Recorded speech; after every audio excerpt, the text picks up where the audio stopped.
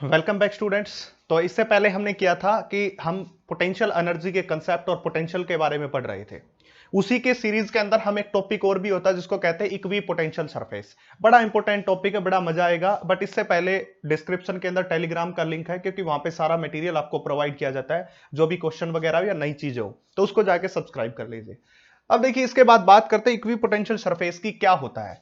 अब इसी के नाम से चलते हैं। अगर हम इक्वी पोटेंशियल के नाम से चले तो इक्वी का मतलब होता है सेम, और पोटेंशियल का मतलब तो पोटेंशियली, और सरफेस का मतलब सरफेस। एक ऐसा सरफेस जिसके प्रत्येक पॉइंट के ऊपर पोटेंशियल क्या रहे, सेम रहे। जिसके प्रत्येक पॉइंट के ऊपर पोटेंशियल क्या हो, सेम हो, उसको हम क्या कहते हैं, इक्वी पोटेंशियल सरफेस कहते हैं।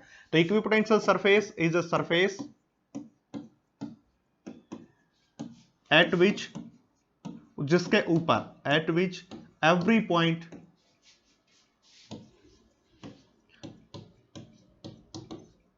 have same potential, every point have a same potential,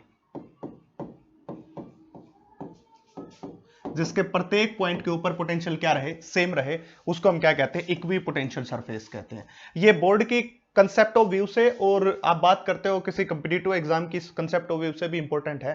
प्रत्येक के अंदर आपको न्यूमेरिकल भी मिल रहे हैं और आपको कंटेंट भी मिल रहा है। एक अच्छे लेवल का, लो लेवल से एडवांस लेवल का आपको कंसेप्ट दिया जा रहा है, अगर आप बस इसके ऊपर ध्यान देना। अब इसका इक्वी पोटेंशियल सरफेस मैं आपको बना के दिखाता हूं। सपोज कीजिए हम किसी चार्ज के लिए बनाते हैं, सपोज कीजिए,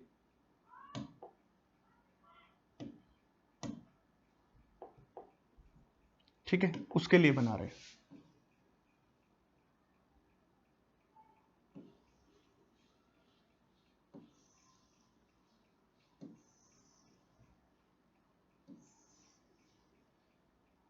जैसे बना दी।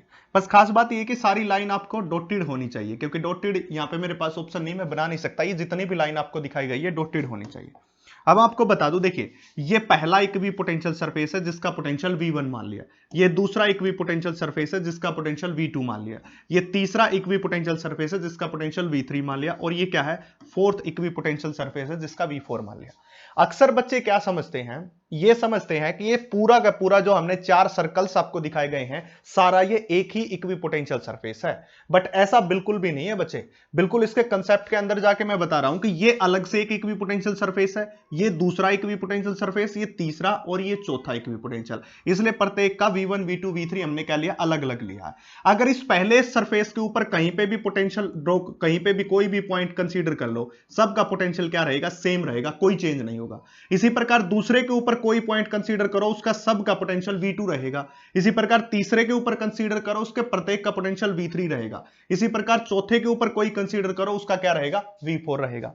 अब आपने इलेक्ट्रिक लाइंस ऑफ फोर्स के बारे में तो डिस्कस किया ही था। अब इलेक्ट्रिक लाइंस ऑफ फोर्स के कारण आपको पता ही होगा कि किस प्रकार पॉजिटिव चार्ज के कारण होती है, क्योंकि कहां से स्टार्ट होती है, पॉजिटिव चार्ज से। इलेक्ट्रिक लाइंस ऑफ फोर्स या electric field lines always start from positive charge. तो हमेशा पॉजिटिव से स्टार्ट होती है, तो हमने भी क्या किया, पॉजिटिव से स्टार्ट कर दिया इनको। देखिए ऐसे, ये इलेक्ट्रिक लाइंस ऑफ फोर्स हो जाएंगे, आपको दिखाई दे रही है इस प्रकार से इलेक्ट्रिक लाइंस ऑफ फोर्स हो जाएंगी। अब जो इलेक्ट्रिक लाइंस ऑफ फोर्स आपको यहां पे दिखाई दे रही हैं, तो आपको यहां पे दिखाई देगा कि इस V1 पोटेंशियल के चारों ओर क्राउड ज्यादा है इलेक्ट्रिक फील्ड लाइंस की। और जहां पे इलेक्ट्रिक फील्ड लाइंस की क्राउड ज्यादा होती है, वहां पे इलेक्ट्रिक फील्ड भी क्या होता है, स्ट्रॉन्ग। ये बात पहले वाले लेक्चर में जब इलेक्ट्रिक फील्ड लाइंस के बारे में प्रॉपर्टी करवाई थी, प्लेलिस्ट में वीडियो मिलेगी, जाके देखो उसको, और देखोगे तो आपको पता चलेगा, उस बात का ज्ञान होगा कि क्या बताया था वहां पे क्राउड ज्यादा हो तो इलेक्ट्रिक फील्ड भी ज्यादा होता है। और इससे पहले वाली वीडियो में बताया, जो अभी की है इससे पहले वाली में, उसमें यह लेक्चर में बताया गया था कि इलेक्ट्रिक फील्ड की डायरेक्शन वो होती है जिसमें सबसे तेजी से पोटेंशियल डिक्रीज होता है। सपोज कीजिए कि ये डायरेक्शन मान ली, तो अगर ये डायरेक्शन इलेक्ट्रिक फील्ड की कब होगी, जब इस डायरेक्शन में पोटेंशियल तेजी से कम होगा। यानी कि यहां पे पोटेंशियल ज्यादा होगा और यहां पे पोटेंशियल क्या होगा, कम होगा। अगर मैं इसको V1 बोलूं और इसको V2 बोलूं, तो V1 की वैल्यू किससे बड़ी हो जाएगी, V2 से। तो वही डायरेक्शन किसकी होती है, इलेक्ट्रिक फील्ड की होती है। ये कल वाली में बताया था, जो प्रूव करके बताया था मैंने। तो इसका मतलब जो V1 पोटेंशियल है उसकी वैल्यू सबसे ज्यादा होगी, इसके बाद किसकी, V2 की वैल्यू, इसके बाद किसकी, V3 की वैल्यू, और इसके बाद किसकी होगी, V4 की वैल्यू। अब आपको दिखाई दे रहा होगा ये स्फेरिकल इक्वी पोटेंशियल सरफेस है। स्फेरिकल है, ये पहला इक्विपोटेंशियल सरफेस जो स्फेरिकल है। और ये कैसे सोर्स से बना है, इसका सोर्स कैसा होना चाहिए, पॉइंट चार्ज के जैसा होना चाहिए, चार्ज पॉइंट चार्ज की तरह होना चाहिए। पहला इक्विपोटेंशियल सरफेस इस टाइप से है। अब इसके बाद सेकंड की बात करते हैं। सेकंड इक्विपोटेंशियल सरफेस लेते हैं और वो कैसा हो जाएगा, सिलेंड्रिकल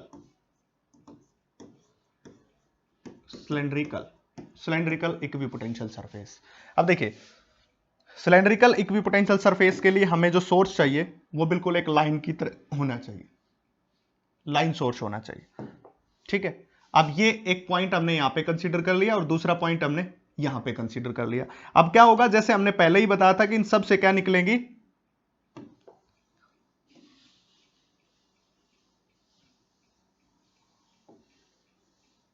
ठीक है।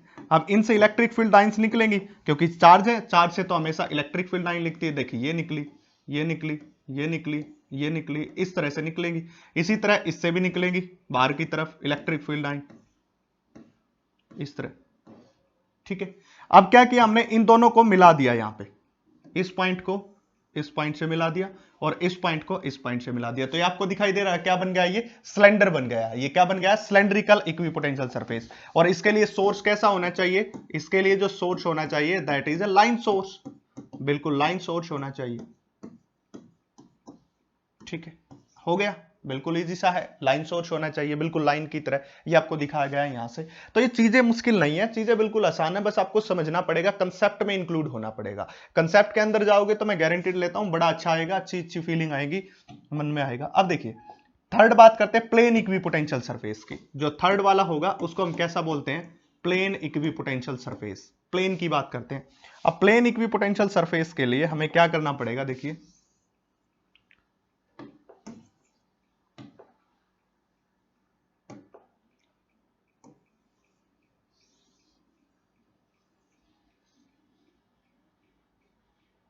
ठीक है।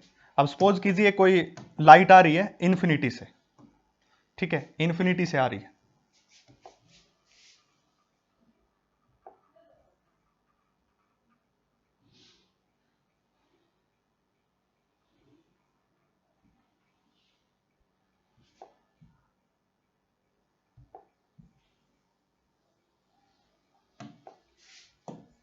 प्लेन की बात कर रहे हैं, अब इंफिनिटी से आ रही है। सपोज कीजिए कोई रे ऑफ लाइट आ रही है इंफिनिटी से, देखिए ऐसे इंफिनिटी से,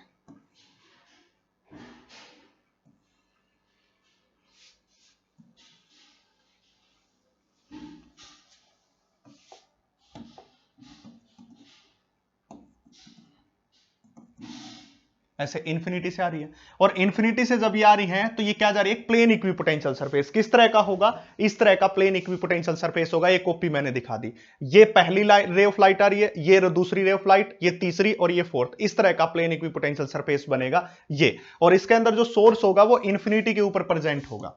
जो हमारा सोर्स होगा वो कहां होगा, सोर्स जो होगा वो कहां पे प्रेजेंट होगा, एट इंफिनिटी के ऊपर। जैसे सन से कोई रे ऑफ लाइट आ रही हो तो रे ऑफ लाइट के कारण जो बनता है वो तो रे ऑफ लाइट का प्लेन इक्विपोटेंशियल सरफेस होगा। बट यहां पे किसके कारण होना चाहिए, चार्ज पार्टिकल की बात कर रहे हैं, तो उसके कारण क्या होगा, कोई चार्ज पार्टिकल इंफिनिटी पे प्रेजेंट है और उसके कारण आ रहा है, तो वो बबुआ क्या हो जाएगा, प्लेन इक्विपोटेंशियल सरफेस हो जाएगा। तो ऐसे आपको याद रखना, आपको पता होना चाहिए। अब हम बात करते हैं अलग अलग पॉइंट के लिए इक्विपोटेंशियल सरफेस के। अगर कोई कह दे कि डायपोल के कारण कैसा होगा, अगर आपको कोई कह दे कि डायपोल के कारण इक्विपोटेंशियल सरफेस बनाइए, डायपोल के कारण, ड्यू टू डायपोल, ठीक है। अब डायपोल के कारण इक्विपोटेंशियल सरफेस आपको बनाना है, ड्रॉ करना है, ड्यू टू डायपोल।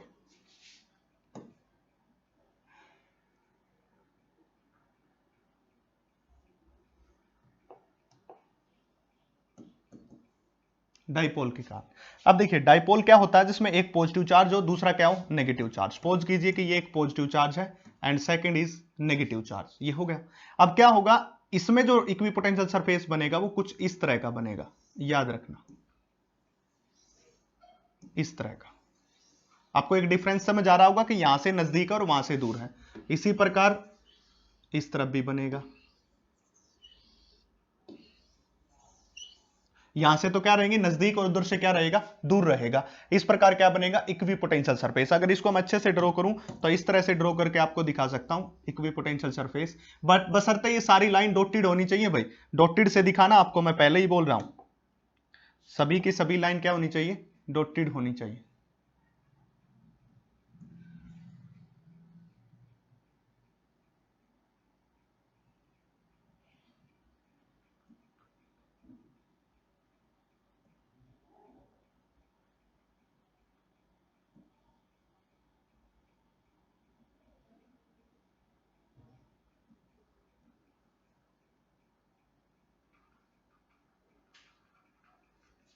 ठीक है, सपोज कीजिए एक चार्ज के लिए थी, अब ये दूसरे चार्ज के लिए हम बना रहे हैं।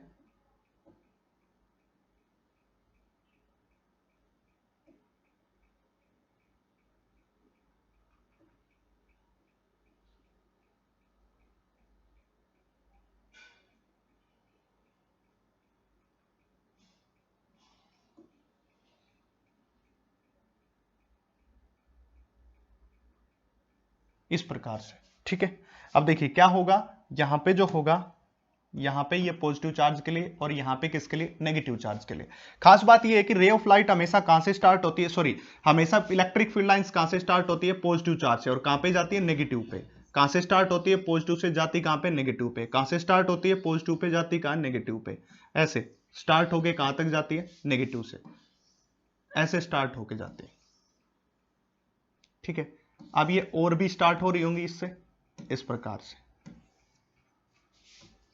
और यहां पे आके एंड हो रही होंगी बहुत सारे इस प्रकार से। ये पॉजिटिव से स्टार्ट हुई थी इस प्रकार और नेगेटिव पे जाके खत्म हुई है, और ये पॉजिटिव से स्टार्ट हुई थी, सॉरी पॉजिटिव से स्टार्ट हो रही थी ऐसे, वो नेगेटिव पे आके खत्म। यहां पे ये डाइपोल के कारण इक्विपोटेंशियल सरफेस बना है। अब यहां पे एक खास बात आपको देखने को मिलेगी कि इक्विपोटेंशियल जब ड्रॉ करना होगा तो इस साइड से बिल्कुल नजदीक है दोनों के दोनों, और दूसरी साइड से दूर है इलेक्ट्रिक फील्ड लाइंस। तो यहां पे क्या है एक दूसरे के पास पास है देख सकते हो, और बाकी दूर है एक दूसरे से। तो इस प्रकार का क्या बनेगा इक्विपोटेंशियल सरफेस बनेगा ड्यू टू डाइपोल के कारण, इस बात को याद रखना। इसके बाद अगर हम कहीं दो सेम चार्ज के लिए बनाए इसी इक्विपोटेंशियल सरफेस को, हम दो सेम चार्ज के लिए, फॉर सेम चार्ज, ठीक है, दो सेम चार्ज ले लिए हमने। सपोज कीजिए दो सेम चार्ज के लिए बनाते हैं हम,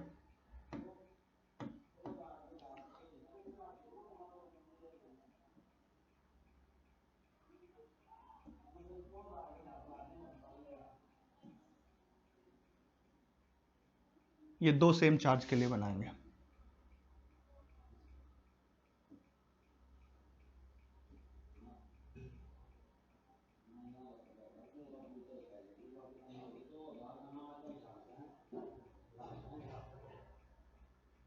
ठीक है, ये दो सेम चार्ज के लिए हो जाएंगे।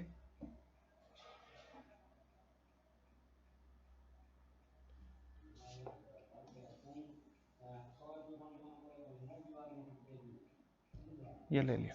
अब यहाँ पे क्या है दोनों के दोनों सपोज कीजिए पॉजिटिव चार्ज है, दोनों के दोनों कैसे चार्ज है पॉजिटिव चार्ज। अब की बार क्या है देखिए पहले वाले केस में क्या था, इस तरफ ये वाला हिस्सा नजदीक था दोनों की तरफ, बट इसमें क्या हो जाएगा अपोजिट, ये वाला हिस्सा नजदीक होगा, ये वाला हिस्सा नजदीक होगा। तो क्यों, क्योंकि एक दूसरे के बीच रिपल्सन को शो किया जा रहा है कि दोनों सेम चार्ज है, उसके कारण इस प्रकार से इक्विपोटेंशियल सरफेस बनेगा। इसको बाहर से ऐसे बाउंड कर दिया जाता है, तो इस प्रकार से इक्विपोटेंशियल सरफेस बनेगा जब दो सेम चार्ज है या दो अलग अलग चार्ज की बातें हम करते हैं। तो ये आपको सारी बातें पता होनी चाहिए। अब इसके बाद कुछ और जनरल बातें हम आपके बारे में कर लेते हैं, क्योंकि इसमें इक्विपोटेंशियल सरफेस पे ऐसे थ्योरेटिकल क्वेश्चन ही आता है बच्चा पार्टी। अब देखिए बच्चा लोग क्या करेंगे हम, अब सपोज कीजिए कि कहीं पे इलेक्ट्रिक फील्ड की डायरेक्शन, ये पोटेंशियल दिखा रखा है, इस प्रकार से पोटेंशियल आपको दिखा दिया गया, दैट इज द ये इलेक्ट्रिक फील्ड दिखा दिया गया, पोटेंशियल को छोड़िए आपको बोला गया कि ये इलेक्ट्रिक फील्ड की डायरेक्शन है, that is the direction of electric field. अब पूछ रहा है कि इक्विपोटेंशियल सरफेस बनाइए, तो इक्विपोटेंशियल सरफेस इसके परपेंडिकुलर होगा, इसके परपेंडिकुलर होगा, परपेंडिकुलर होगा, इस तरह से बनेगा perpendicular, that is the equipotential surface. ये हो जाएगा इक्विपोटेंशियल सरफेस। ठीक है भाई, इस तरह से बनेगा इसका। ये अलग से V1 है, ये अलग से V2 है, ये अलग से V3 है, ये अलग से V4 है, एक ही नहीं, ये कंप्लीट एक मिलके नहीं बनाता, सब अलग अलग हैं। दैट इज V3, V4 और V5। बट खास बात यह है कि V1 की वैल्यू सबसे ज्यादा होगी, फिर V2 की होगी, फिर V3 की होगी, फिर V4 की होगी और फिर किसकी होगी, V5 की। ऐसे डिक्रीज होता चलेगा, क्योंकि इलेक्ट्रिक फील्ड की डायरेक्शन वही होती है जिसमें पोटेंशियल क्या होता है, डिक्रीज होता है। अब तो इसमें एक्सपर्ट हो गए हम, बता देते हैं जल्दी से इस प्रकार। ठीक है, अलग अलग टाइप के हो जाएंगे। अगर हम यहां पे बात करें कि कुछ प्रॉपर्टीज की बात कर लेते हैं हम, अब किसकी बात करेंगे, properties, properties of equipotential surface, equipotential surface. ठीक है, इक्विपोटेंशियल सरफेस की प्रॉपर्टीज की बात करते हैं। ठीक है, सबसे पहली प्रॉपर्टी की बात करेंगे तो इलेक्ट्रिक फील्ड या equipotential surface are always perpendicular to the equipotential surface. क्या कहता है पहले पॉइंट में बोल रहा है, फर्स्ट पॉइंट के अंदर बोल रहा है कि इलेक्ट्रिक फील्ड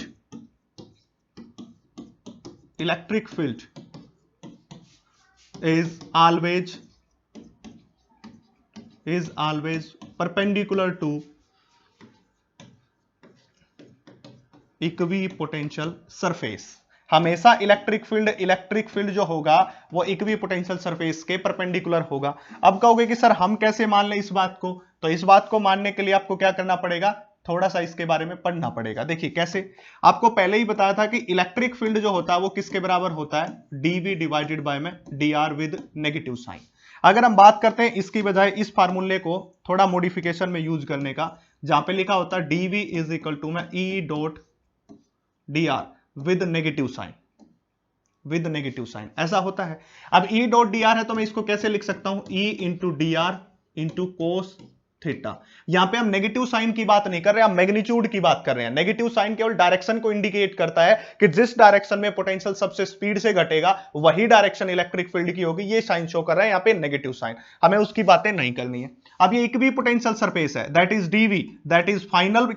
डीवी को हम कैसे लिखते हैं डीवी को, फाइनल माइनस इनिशियल, ठीक है, इज इक्वल टू में ई into D are into cos theta. पर हमें एक बात को मालूम है कि वी फाइनल और वी इनिशियल इक्वल है, क्योंकि वो सरफेस कैसा है, इक्विपोटेंशियल सरफेस, और इक्विपोटेंशियल सरफेस के प्रत्येक पॉइंट के ऊपर पोटेंशियल क्या रहता है, सेम। तो इसकी वैल्यू कितनी होगी, अब 0 के बराबर हो गई है। अगर ये 0 के बराबर है तो हमारे पास क्या होगा, E into D R is equal to cos theta. अब ये सारा चीज देखिए, आप कोस थीटा की बात कर रहे हैं, अब ये क्या हो जाएगा, cos theta is equal to 0। अब यहां पे मैं एक बात बता देता हूं, किसी भी सरफेस के अंदर अब इलेक्ट्रिक फील्ड तो 0 हो नहीं सकता है, इलेक्ट्रिक फील्ड तो क्या नहीं हो सकता, 0 नहीं हो सकता।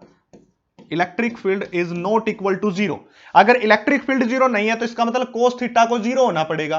कोस थीटा जिसकी वैल्यू 0 होना पड़ेगा, 0 का मतलब 90 डिग्री के बराबर होना पड़ेगा, तभी ये टर्म मिला के क्या होगी, 0। मैं यहां पे एक बात समझाने की कोशिश कर रहा हूं, कई बच्चे क्या करते हैं, cos theta E dot D R को नीचे लेके आए, सारा 0 हो गया जी, बाकी बात समझ में।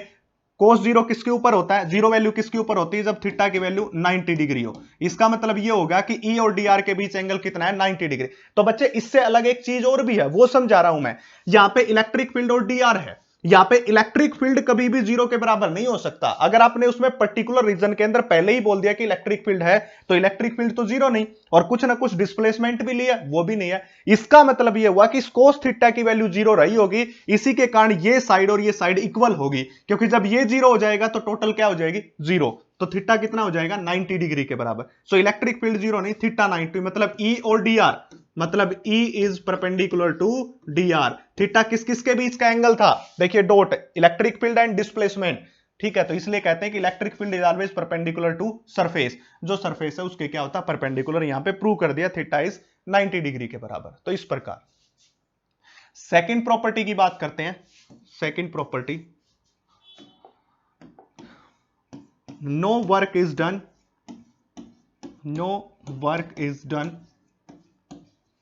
on equipotential surface, equipotential surface के ऊपर कोई भी वर्क नहीं होता है। अब कहोगे कि इसको भी थोड़ा समझा दीजिए, तो देखिए मैं इस चीज को भी समझा देता हूं। कोई भी वर्क नहीं होता on equipotential surface, 0 work done होता है। कैसे होता है वो समझा देता हूं। देखिए अब सपोज कीजिए हमारे पास अभी फार्मूला आया था, dw dv is equal to, एक फार्मूला आपने पढ़ा होगा, dv is equal to dw divided by में q।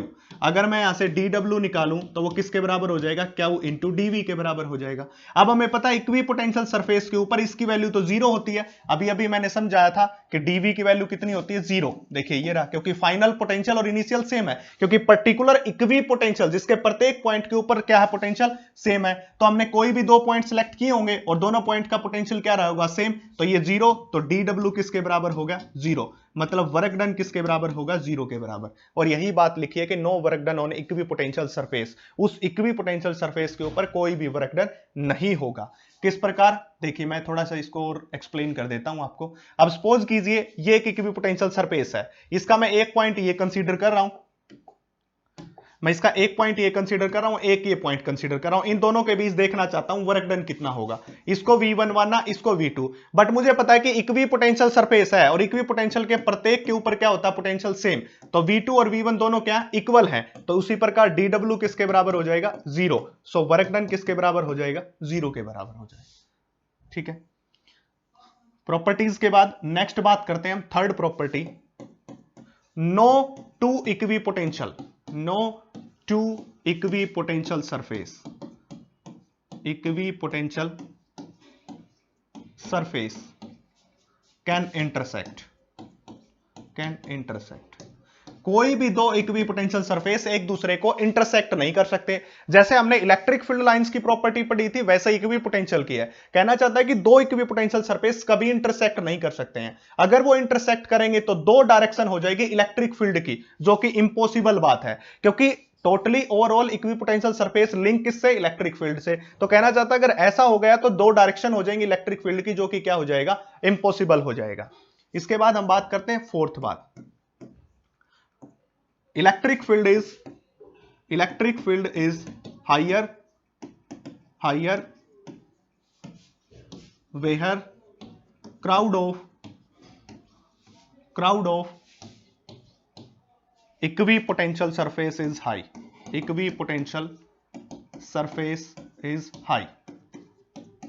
जहां पे इक्वी पोटेंशियल सरफेस की क्राउड ज्यादा होगी वहां पे इलेक्ट्रिक फील्ड क्या होगा, स्ट्रॉन्ग होगा। और जहां पे क्राउड कम होगी, भीड़ कम होगी, वहां पे क्या हो जाएगा, इक्वी पोटेंशियल सरफेस उसका जो है इलेक्ट्रिक फील्ड कम हो जाएगा। ये बात समझ लीजिए आप। इसको मैं समझा देता हूं, थोड़ा सा पीछे जाना पड़ेगा हमें। देखिए और थोड़ा सा पीछे जाते हैं। देखिए ये रहा। अब देखिए यहां पे क्राउड ज्यादा है, इस पर्टिकुलर सिचुएशन के अंदर क्राउड क्या ज्यादा है, ज्यादा, तो यहां पे क्या होगा, पोटेंशियल ज्यादा होगा, V1 greater than V2 greater than V3। और यहां पे क्राउड ज्यादा है तो पोटेंशियल ज्यादा, और पोटेंशियल ज्यादा तो इलेक्ट्रिक फील्ड ज्यादा है। इसका मतलब इक्वी पोटेंशियल सरफेस की क्राउड जहां पे ज्यादा हो जाएगी वहां पे इलेक्ट्रिक फील्ड क्या हो जाएगा, ज्यादा, और नहीं तो इलेक्ट्रिक फील्ड क्या रहेगा, कम रहेगा। तो इस प्रकार हमने ये बातें कर ली हैं सारी। और इसके बाद हम नेक्स्ट बढ़ेंगे। नेक्स्ट जो होगा इसके न्यूमेरिकल्स होंगे। सारी बातें हमने यहां पे कर ली हैं, अब हमारा काम है न्यूमेरिकल को करना, that is the properties of equipotential surface. ये चारों प्रॉपर्टी हमने कर ली। अब इसके न्यूमेरिकल की तरफ बढ़ते हैं। सबसे पहला न्यूमेरिकल देखिए, the diagram below shown region of equipotential surface. नीचे दिए गए सारे डायग्राम आपको इक्वी पोटेंशियल सरफेस की याद दिला रहे हैं, ठीक है, सभी के सभी। A positive charge is moved from A to B in each diagram. प्रत्येक डायग्राम में एक पॉजिटिव चार्ज को ए से बी तक ले जाया जा रहा है। तो पूछ रहा है in all the four cases work done is same. मैं आपको बता देता हूं, देखिए ये क्वेश्चन बिल्कुल सिंपल सा है और बिल्कुल विद इन ए सेकंड के अंदर होने वाला क्वेश्चन है। मैं थोड़ा समझा के करूंगा तो थोड़ा सा मेरे को टाइम लगेगा, 20 30 40 सेकंड। देखिए कैसे क्वेश्चन कह रहा है कि आपको चार इक्वी पोटेंशियल सरफेस है, एक पॉजिटिव चार्ज को ए पॉइंट से बी पॉइंट तक लेके जा रहा है चारों डायग्राम में। तो उसके कारण जो वर्क डन होगा वो पूछ रहा है। In all four cases work done is same. देखिए ए पॉइंट से बी तक ए का पोटेंशियल 10 और बी पॉइंट का पोटेंशियल है 40। तो हम कहां से लेके 10 से 40 तक लेके गए हैं, तो कितने का चेंज आया, 30 का। अब दूसरे केस में हम कहां से कहां गए हैं, 10 वाला ए है और ये वाला फिर से 40 है, फिर से किसका चेंज, वही चेंज है। ये भी 10 का, ये भी 40 का, फिर से 30 का चेंज, और यहां से भी 30 का चेंज। तो मतलब हमारे पास फॉर्मूला क्या होगा, dw is equal to Q into dv। और जो dv है, चार्ज तो सेम रहा, dv हम प्रत्येक में कितना 30 वोल्ट है, और प्रत्येक में 30 वोल्ट है, तो इसका मतलब सब में क्या हो जाएगा, वर्क सेम हो जाएगा। तो ए ऑप्शन करेक्ट हो जाएगा। हो गया, ठीक है।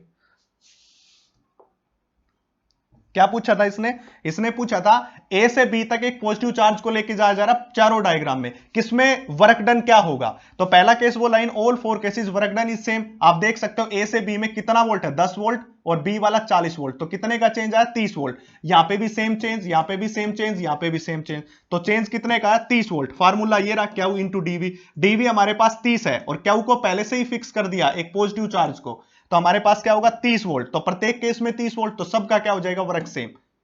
आंसर आ गया, बस छट से, कुछ नहीं करना। अब सेकंड क्वेश्चन की तरफ बढ़ते हैं। देखिए, A B C are the 3 points in uniform electric field. 3 uniform electric field में एबीसी पॉइंट है। अब मैक्सिमम पोटेंशियल किस तरफ होगा? देखिए, अब इस क्वेश्चन को भी हम क्या करेंगे, 30 सेकंड में सोल्व करेंगे। 30 सेकंड में कैसे सोल्व करेंगे? देखिए, एक आपको इलेक्ट्रिक फील्ड गिवन है और कह रहा है एबीसी 3 पॉइंट है, uniform electric field. Electric potential, electric potential क्या होता है, उसी डायरेक्शन में सबसे स्पीड से घटता जो डायरेक्शन इलेक्ट्रिक फील्ड की होती है। मतलब यहां पे सबसे कम होगा, यहां पे सबसे ज्यादा होगा। मतलब सबसे ज्यादा किसका पोटेंशियल होगा, वीबी का, फिर किसका होगा, वीसी का, फिर किसका होगा, वीए का। तो हम ये लिख लीजिए, maximum at B, this is the answer. हो गया। किसमें था, नीट 2013 में आया हुआ था ये क्वेश्चन, और पहले वाला क्वेश्चन नीट 2017 में। बिल्कुल जल्द क्वेश्चन हो जाते हैं इस प्रकार से। तो आज के लिए इतना ही, बाकी कल वाली वीडियो में करते हैं। बाकी एंजॉय करते रहिए, पढ़ते रहिए, तैयारी करते रहिए।